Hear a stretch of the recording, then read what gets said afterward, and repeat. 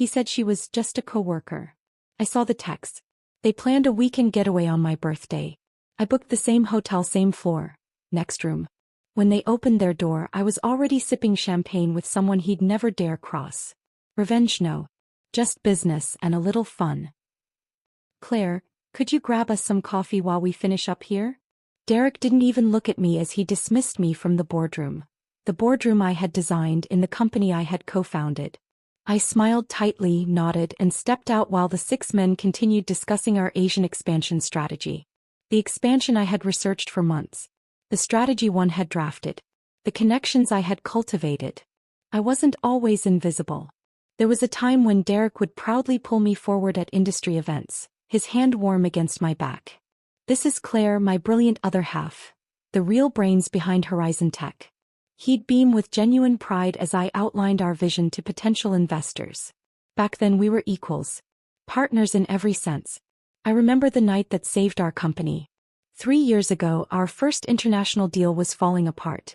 Supply chain complications in Singapore threatened to sink us before we could even establish a foothold. Derek paced our apartment, panic mounting as midnight approached. I sat cross-legged on our living room floor, surrounded by spreadsheets and market projections, building an alternative import model from scratch. It's impossible, he had muttered around 2 a.m., collapsing onto the sofa. We need to call them tomorrow and back out. Give me 3 more hours, I said, not looking up from my laptop.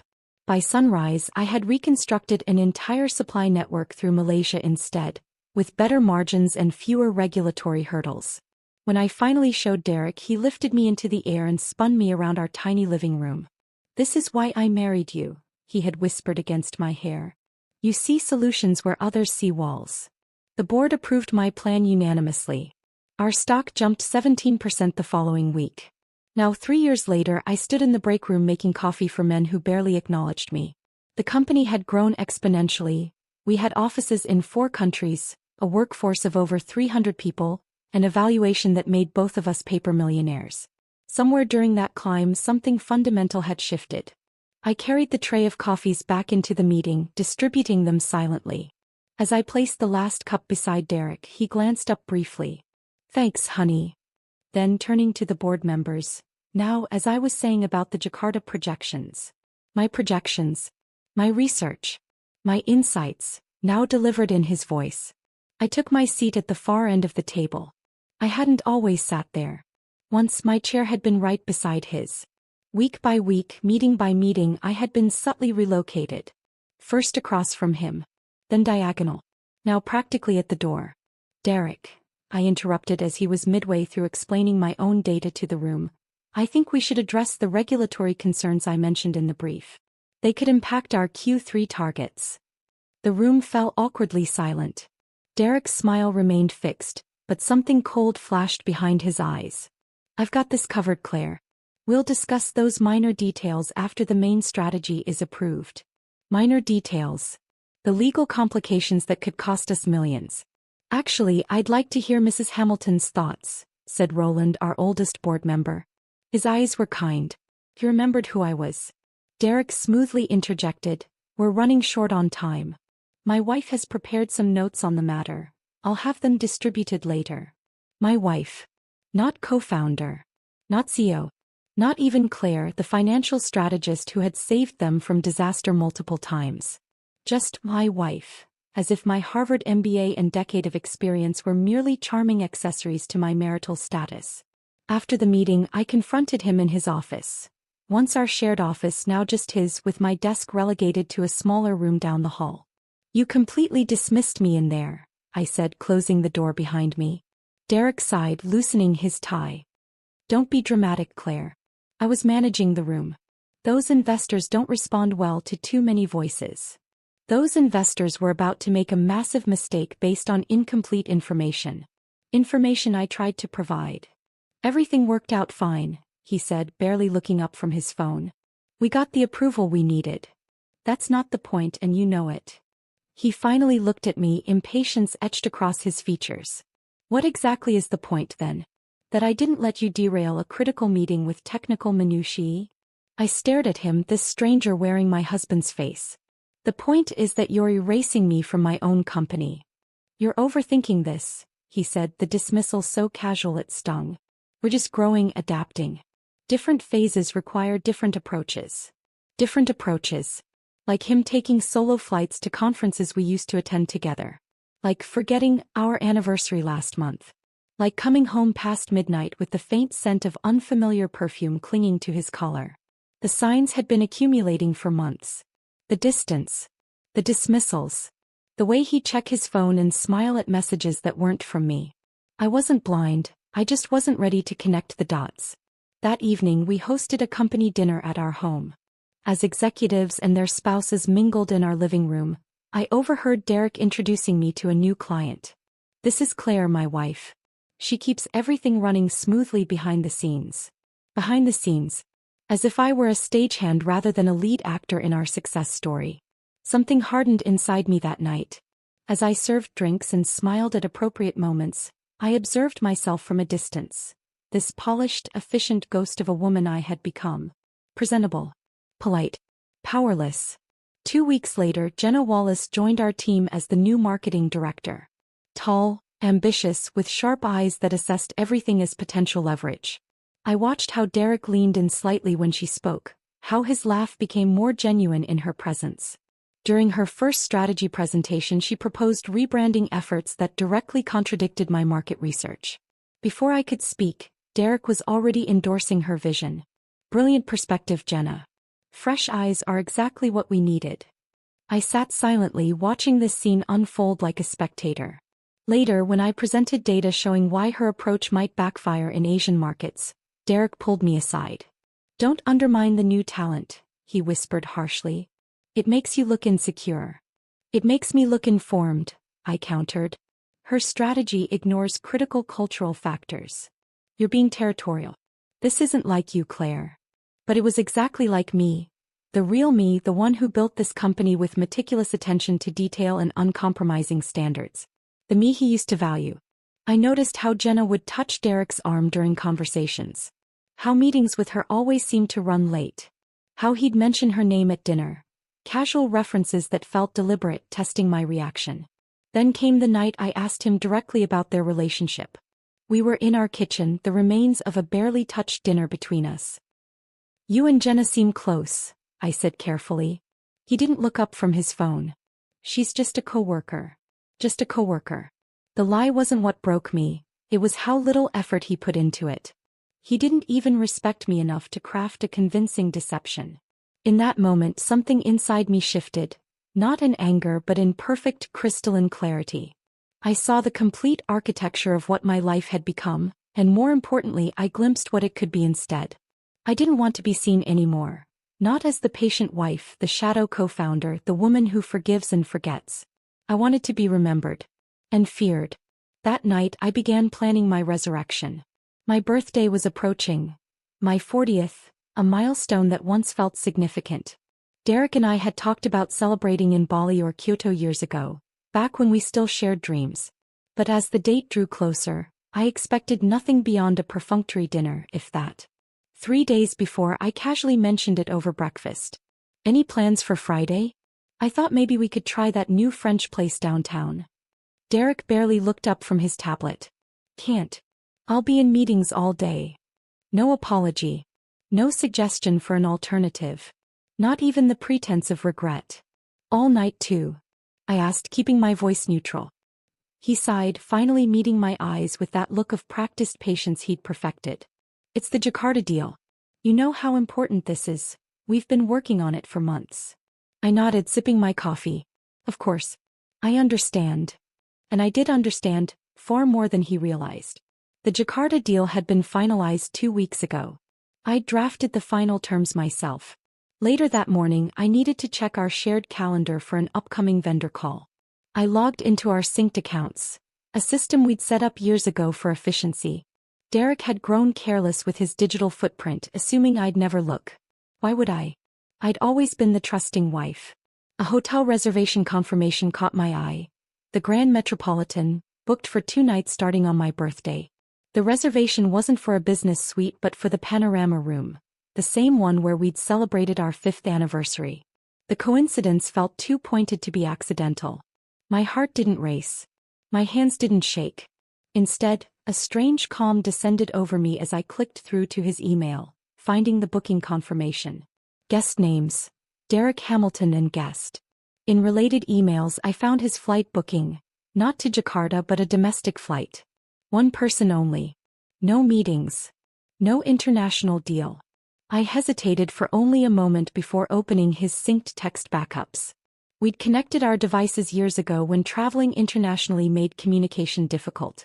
Another relic of our partnership that he'd forgotten to dismantle. The messages appeared between him and an unsaved number. But I knew immediately who it belonged to. Hotels booked. The view is spectacular. Can't wait to wake up next to you. 2 whole days without interruptions. Pack the red dress. The one from Milan. I've arranged for champagne in the room. Private dinner Friday night. My birthday. The dinner I'd been denied would be served to another woman. No one will bother us. Told everyone I'm in Jakarta for the week. The casual efficiency of his deception struck me harder than the betrayal itself. There was no guilt in these messages, no hesitation. Just the confident planning of a man who believed himself untouchable. My name never appeared once. Not even a passing mention. No, I told Claire I'd be working, or, I need an excuse for missing her birthday. My existence hadn't even warranted acknowledgement in his infidelity. That absence cut deeper than any affair could. I stared at my screen for 10 minutes, my mind eerily calm, processing not just the betrayal but the calculated nature of it. Using our anniversary hotel for his tryst felt deliberate. A subconscious erasing of our shared history. With methodical precision I began taking screenshots, saving files, forwarding message backups to a private drive. I created an encrypted folder and labeled it with a date. No emotional name, nothing that would trigger suspicion. Just cold, hard documentation. The red dress comment confirmed who she was. Jenna had posted photos from the Milan business trip last month. Derek beside her at industry dinners, both smiling too broadly. One evening event featured her in a crimson dress that clung perfectly to her frame. I remembered liking the photo automatically before realizing Derek's hand was placed just slightly lower on her back than propriety would suggest. That night I prepared dinner as usual. Salmon with asparagus, Derek's favorite wine. He came home late, distracted. I watched him check his phone repeatedly, smiling at messages that clearly weren't work-related. "How was your day?" I asked, pouring him a glass of Cabernet. "Exhausting. The Jakarta negotiations are a nightmare." The lie slid so smoothly from his lips that I almost admired his confidence. Almost. He kissed my cheek absently before sitting down. "Sorry I'll miss your birthday. I'll make it up to you next weekend." I smiled. "Don't worry about it. Business comes first." After dinner, while Derek showered, I created a new folder on my personal laptop. I titled it simply, Exit Plan. Inside I placed the evidence of his affair, but that was just the beginning. I added our company bylaws, financial records, investment portfolios. I reviewed our prenuptial agreement, ironically drafted to protect my assets before the company took off. Derek had insisted on it, believing his potential exceeded mine. That document would now become my shield. I worked silently, efficiently, feeling strangely empowered. This wasn't a frantic reaction to heartbreak. This was strategic realignment. The next morning, after Derek left for the office, I called the Grand Metropolitan. The receptionist recognized my name immediately. "Mrs. Hamilton. It's been too long since you've stayed with us." "Yes, it has," I replied warmly. "I'm calling about a reservation for this weekend." "Of course. Your husband has booked the Panorama Suite for Friday and Saturday. Would you like to add any special requests?" "Actually, I'd like to book an additional room. Preferably next door to the Panorama." There was a brief pause. "I see. We have the executive suite available directly adjacent. Would that work?" "Perfect." The clerk didn't even blink. My name still carried VIP status at the hotel where we'd once been a power couple. If she found the request unusual, her professionalism masked it completely. After confirming the booking, I sat at my desk, considering my next move. This wasn't just about catching Derek in the act. This was about reclaiming what he'd systematically taken from me. My company, my dignity, my future. For that, I needed leverage. And there was only one person who had both the power and the motivation to help me. I reached for my private phone, not the one Derek could track, and dialed a number I'd never used but had kept for emergencies. Ethan Rowe, our largest investor. The man Derek had consistently undermined, dismissed, and marginalized despite his crucial role in our funding. The financial genius Derek secretly feared. He answered on the first ring as if he'd been waiting for this call for years. "Claire," he said simply. Not a question. He knew exactly who was calling and why. "Are you ready?" I asked, my voice steady. His response was immediate, unhesitating. "Been waiting." The simplicity of our exchange carried the weight of shared understanding. Ethan had seen what I'd seen, the gradual corruption of the company we'd built, the erosion of values we'd once defended. He'd been watching, calculating, waiting for the precise moment to act. That moment had arrived. And it would begin in the room next door to my husband's affair. Ethan Rowe and I met the following morning at Petit Matin, a small French café tucked away in the business district. It wasn't where power players typically conducted meetings, which was precisely why we chose it. No industry colleagues, no prying eyes, just the soft clink of china and murmured conversations. He was already seated when I arrived, his attention focused on a leather portfolio. He didn't stand when I approached. Ethan never performed unnecessary courtesies, but his sharp eyes assessed me with newfound interest. "You look different," he noted as I sat across from him. "I am different," I replied. "Coffee." He ignored the offer. "I've been watching your husband make increasingly questionable decisions for 18 months. I assumed you were complicit or at least willfully ignorant. The accusation might have offended me once. Now it's simply confirmed my suspicions. Then why did you continue investing?" "Because I believe in what you built before he corrupted it." Ethan's directness was refreshing after years of Derek's smooth evasions. "And because I suspected you'd eventually wake up." I placed my tablet on the table between us. "I've been awake longer than you think. For the past year, I'd been documenting inconsistencies in our financial reporting. As Derek gradually excluded me from major decisions, I created back-channel access to our accounting systems. What began as self-preservation had evolved into something more troubling. 3 shell companies," I explained, opening files on my tablet. "Momentum Strategies, Pinnacle Solutions, and Vista Enterprises. All supposedly independent suppliers for our marketing division." Ethan's expression remained neutral as he reviewed the documents. "And same handwriting on the invoice approvals. Same IP addresses accessing their payment portals. Different logos, identical formatting down to the font choices." Now I had his full attention. I showed him how these companies had been billing us for strategic consulting services at increasingly inflated rates. The invoices had been consistently approved by Jenna Wallace and authorized for payment by Derek. I traced the banking information. I continued. All 3 companies deposit into related accounts. The money bounces through 4 banks before landing in an offshore account in the Caymans. "How long has this been happening?" 8 months. Started small, 10,000 here, 15 there. Now they're processing payments of 50,000 twice monthly." Ethan's eyes narrowed slightly, the closest he came to showing surprise. $500,000. And growing. He studied me carefully. "Why bring this to me instead of the board?" "Because Derek controls the board. And because you have resources I need."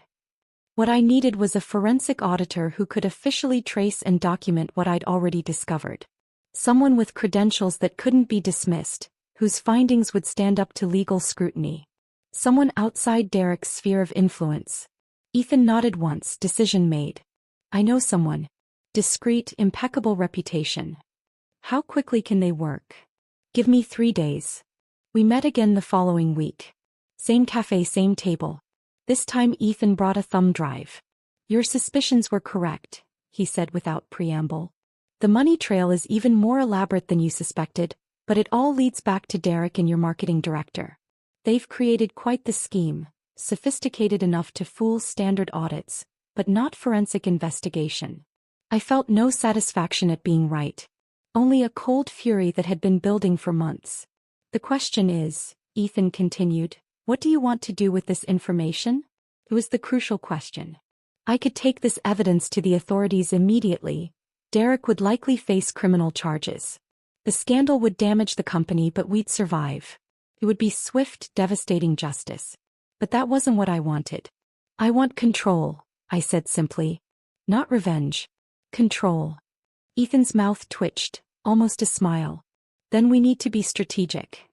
Our meetings became regular, twice weekly, always at the same cafe. Nothing intimate, just war councils disguised as brunch. We developed a rhythm, a shared language of corporate strategy and contingency planning. I suggested embedding a new clause in our corporate bylaws. If the CEO was found complicit in ethical misconduct or financial violations, the board could suspend them immediately pending investigation. No lengthy procedures, no protracted voting process. Immediate removal. He'll never agree to it, Ethan said. He won't read it, I countered. Derek signs whatever I put in front of him if it's more than 2 pages long. Always has. I drafted the policy in dense legalese, buried it within updates to our standard operating procedures. When I placed it on Derek's desk among a stack of quarterly compliance documents, he predictably sighed. Do I really need to go through all this now? The board needs these signed before the Jakarta announcement, I said, the lie coming easily. He scrawled his signature across the pages without reading a single line. You handle the boring stuff so well, he'd said with a dismissive smile. I filed the signed documents officially the next day. The trap was legally set. Ethan and I planned for every contingency. We anticipated internal backlash, which board members would remain loyal to Derek, which executives might resign in protest.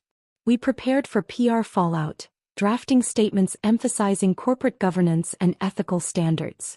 We even strategized how to spin Jenna's inevitable exit, not as a scandal but as a routine reorganization. What about the clients who are personally loyal to Derek?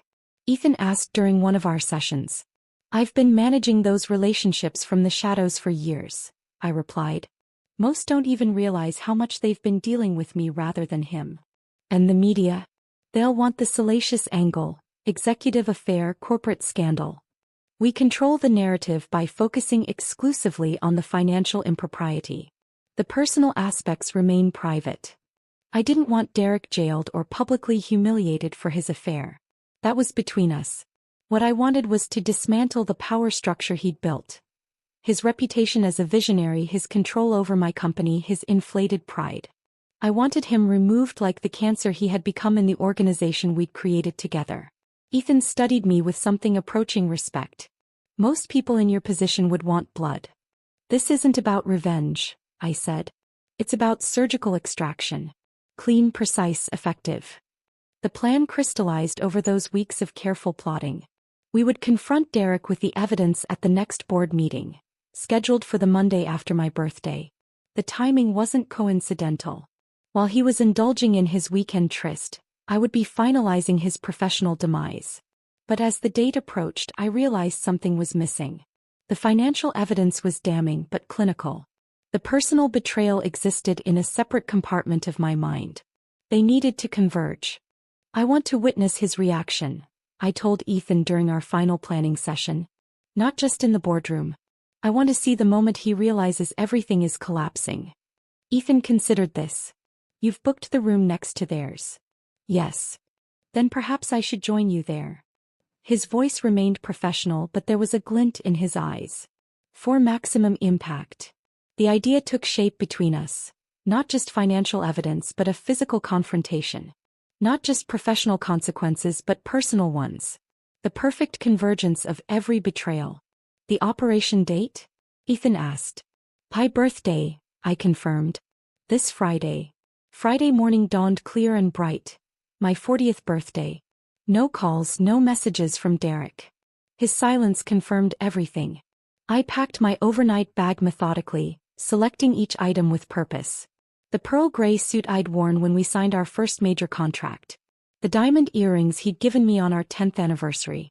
Small symbolic touches that would register in his subconscious. I arrived at the Grand Metropolitan 2 days earlier than Derek's planned check-in. The doorman recognized me immediately. Mrs. Hamilton. What a pleasure to see you again. The front desk manager approached with a warm smile. We have you all set up in the executive suite, but I took the liberty of upgrading you to our diplomat suite. It's on the same floor as your other reservation, but offers a better view of the park. Same floor, next door to Derek's room, exactly as planned, but with an unexpected upgrade. Perfect. That's very kind. Thank you. As the manager processed my check-in, I noticed a young bellhop watching from nearby. His name tag read Michael. When our eyes met, he quickly looked away, the reaction of someone who recognized a delicate situation. He had likely seen the reservation list, noted the separate bookings under the same last name. When he escorted me to my room, I decided to be direct. As he placed my bag on the luggage stand, I withdrew a crisp $100 bill. Michael, I have a small favor to ask. He hesitated only briefly before accepting the bill. How can I help, Mrs. Hamilton? I'd like to know when my husband checks in tomorrow. A simple text to this number would be sufficient. I handed him a card with my private cell number. Understanding flickered across his face, but his professionalism remained intact. Of course, ma'am. Anything else? That's all for now. Thank you. After he left, I surveyed the suite with a tactical eye. The space was elegant, with floor-to-ceiling windows overlooking the city skyline, but I wasn't there to admire the view. I was staging a scene, crafting the perfect tableau for the confrontation to come. I spent Thursday evening and Friday morning transforming the suite. The furniture was rearranged slightly. The marble coffee table positioned to be visible from the doorway, the sofa angled to create an intimate conversation area. I ordered specific items from room service. A premium bottle of Dom Perignon chilling in an ice bucket, 2 crystal champagne flutes placed precisely on the table. Low lighting was essential. Bright enough to be clearly visible from the hallway, dim enough to create an atmosphere of conspiracy. I selected background music with care. Nothing romantic, but something sophisticated and subtle that would carry into the corridor when the door was open. Every detail was a calculated bullet aimed at Derek's psyche. By Friday afternoon, the stage was set. I received a text from Michael, package arriving at 6 p.m. Derek was checking in early, likely eager to prepare for his evening with Jenna. I messaged Ethan, timeline accelerated. 6:30.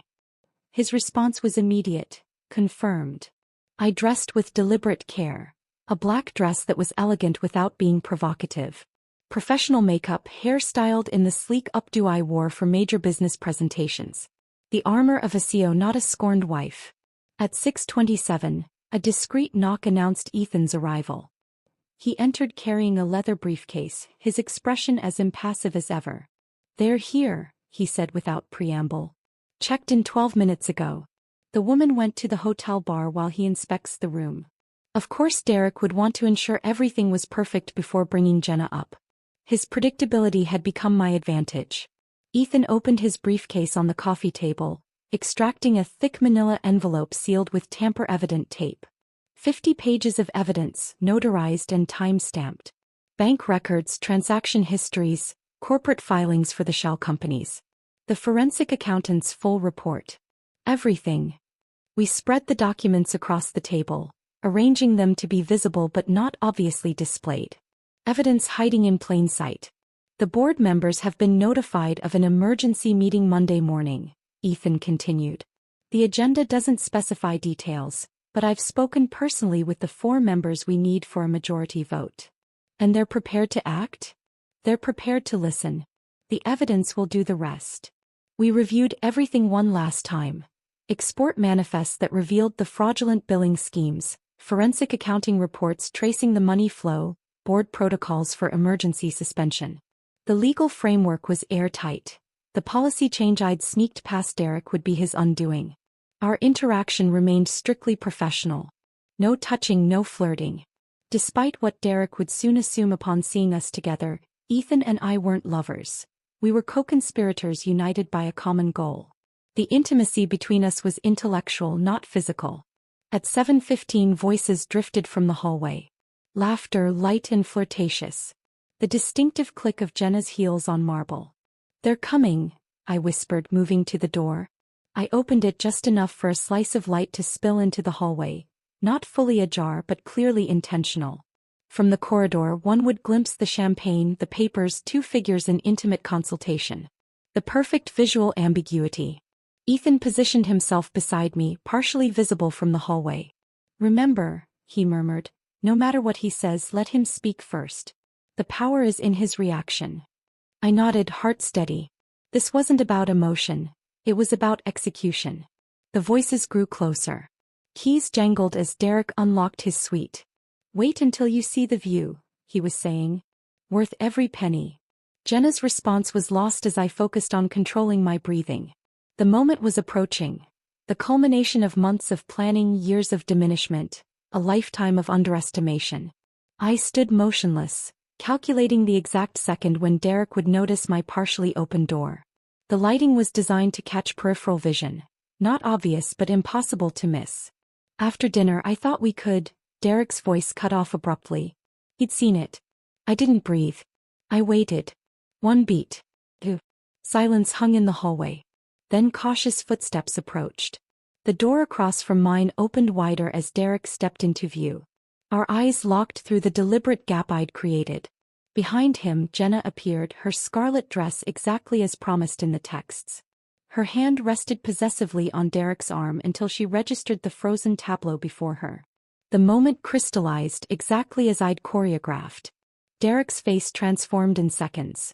Confusion, recognition, shock, and finally, the dawning horror of understanding as he noticed Ethan beside me. Their expressions changed forever in that instant. All color drained from Derek's face. Jenna's perfect composure cracked, her professional mask slipping to reveal naked anxiety. I allowed myself the smallest of smiles. Not triumphant, not angry, but calm and knowing. A smile that said, I see you. I've always seen you. And now you finally see me too. The silence in the hallway stretched for 3 full seconds. Derek's face cycled through emotions like a kaleidoscope. Shock, confusion, anger, and finally fear. Jenna stepped behind him, visibly rattled. She attempted a smile that collapsed before it fully formed. Claire. Derek choked out, his voice barely above a whisper. With deliberate slowness, I raised my champagne glass in a mocking toast. Happy birthday to me. The words hung in the air between us,